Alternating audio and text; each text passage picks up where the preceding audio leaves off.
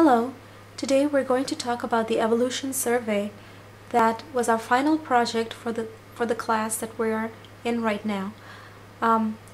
This is by Rachel Wyatt, Laila Davari, and Salma Akbar.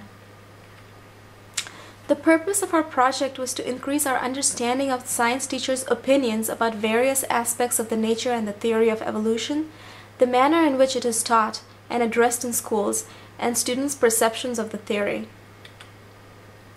Participants answered questions in a brief survey administered via surveymonkey.com. Science faculty at 4 schools in California and Texas were invited to participate. Approximately 100 participants were expected to answer the survey questions, among which 41 volunteered and participated. There were no risks to the participants and no potential benefits either. Here are the contents of the survey. For each statement below, pick the response that best fits your opinion. The choices were strongly disagree, disagree, undecided, agree, strongly agree. The first question was, I feel comfortable having conversations with students about human evolution.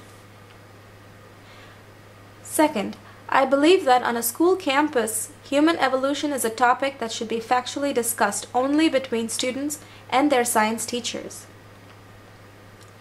I believe that creationism should be presented as a valid scientific alternative to Darwinian explanations for the origin of humans. I believe that, in general, students emerging from U.S. schools understand the scientific theory of evolution. I believe that U.S. students are generally accepting of evolution as the best explanation of human origins. I believe that students in other countries are more accepting of evolution as the best explanation of human origins. My school's policy on the presentation of evolution in the classroom is consistent with my personal beliefs concerning human origins. I believe that all science teachers should be required to take a course in evolutionary biology. I believe that scientific theories such as evolution are open to interpretation. I believe that the theory of human evolution is accepted by the vast majority of scientists, no matter their primary field of study. The results were expressed as totals and as percentages.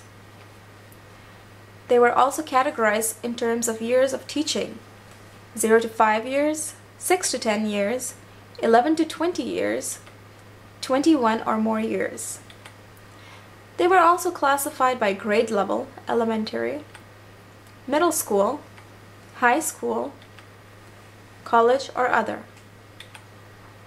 And lastly, they were classified by institutions: public, private, charter, and other.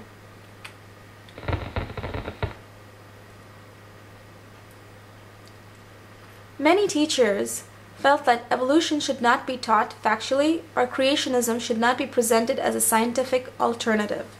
They also felt that students do not understand evolution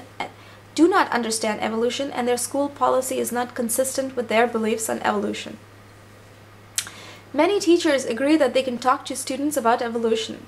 Students are accepting of evolution. Students in other countries are accepting of evolution.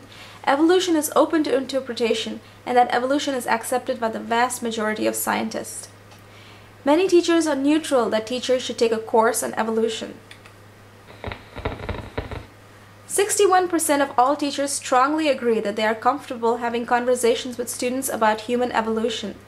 63% of all teachers strongly disagree that creationism should be presented as a valid scientific alternative to evolution. A majority of teachers with 0 to 5 years of experience disagreed that their school policy was inconsistent with their beliefs on evolution and agreed that human evolution was accepted by a vast majority of scientists. A majority of teachers with 6 to 10 years of teaching experience strongly agree that they are comfortable discussing evolution and strongly disagree that creationism should be presented as a valid scientific alternative. A majority of teachers with 11 to 20 years of experience strongly agree that they feel comfortable teaching evolution and feel that science teachers should take a course in evolutionary biology. They strongly disagree that creationism should be presented as a valid scientific alternative to evolution. A majority of teachers with 21 or more years of experience strongly agree that they are comfortable teaching evolution and creationism is not a valid scientific alternate, and strongly disagree that science teachers should have to take a course in evolutionary biology. A majority of elementary school teachers were undecided whether creationism should be presented as a valid scientific alternative to evolution. A majority of middle school teachers agreed on that all science teachers should be required to take a course in evolutionary biology. A majority of high school teachers strongly agreed that they were comfortable having conversations with students about human evolution and strongly disagreed on presenting evolution as a valid scientific alternative. A majority of college teachers feel that they are comfortable teaching evolution, that creationism is not a valid scientific alternative, disagree that students understand the scientific theory of evolution, and believe that most scientists believe in evolution. A majority of public school teachers strongly agree that they are comfortable teaching evolution, strongly disagree that creationism is a valid alternative to evolution, and agree that US students are quite accepting of the theory of evolution. All the private school teachers agree that they are comfortable teaching evolution. A majority of them disagree that creationism is a valid scientific alternative to evolution. Our findings suggest that teachers were comfortable teaching evolution and did not think that creationism was a scientific alternative to evolution. At the same time, they did not want to teach it, did not feel that students understood it, and did not strongly feel that they should have to take a course in evolution. It is uncertain as to why they felt this way, perhaps because their students did not understand it, or because they felt it was not an important concept to understand. This issue can be addressed in another survey. Teachers did not feel comfortable teaching evolution until they had 5 or more years of experience. Before 5 years of experience, they seemed to have issues with school policy on teaching evolution. Teachers with 11 to 20 years of experience felt that teachers should have to take a course in evolutionary biology, while those with 21 years of experience felt otherwise, probably because they already had a lot of experience teaching and learning about it on the job. The actual reason can be found out in another survey. Elementary school teachers did not have any strong opinions about teaching evolution because they did not really have to touch upon it in detail.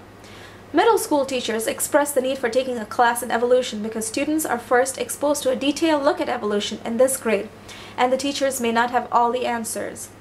High school teachers feel comfortable teaching evolution and feel that creationism should not be taught as an alternative theory because they already have a strong academic background on the subject. College teachers feel that students do not know much about evolution and that all scientists believe in evolution because they are so much more knowledgeable than their students and they can speak for themselves when they give their opinions on scientists. Both public and private school teachers were comfortable teaching evolution and both believed that creationism was not a valid scientific alternative to Darwinian evolution. This was a surprising study because it was widely accepted that private school teachers also believed in creationism because many private schools are affiliated with religious institutions, but this was found to be not the case. I hope you enjoyed our survey, and I hope you enjoyed finding out more about the results. Thank you so much.